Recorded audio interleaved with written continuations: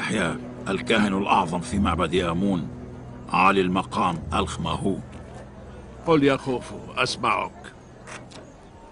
تشرفت بالحضور بين يديك لأرجوك أن تعفيني من مهام الخدمة في معبد قصر بوتيفار سيدي. لماذا؟ أي شيء تراه قد حصل؟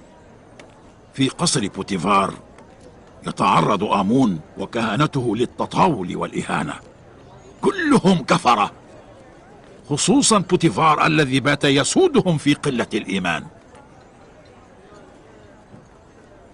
لم تجب عن سؤالي بعد. ما الذي حصل؟ ثمة ولد عبراني يدعى يزارسيف يجاهر بالعداوة لآمون وكهنة المعبد. إنه يؤلب الجميع ضدنا ويستهزئ بنا على مرأى العاملين والخدم. أنا لن أرجع إلى قصر بوتيفار ثانية. ترتعد فرائسك رعبا من ولد عبراني صغير؟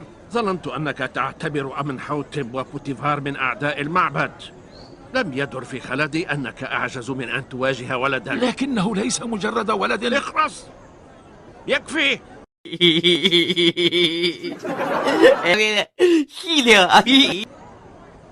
لم يجدر بك أن تغادر القصر.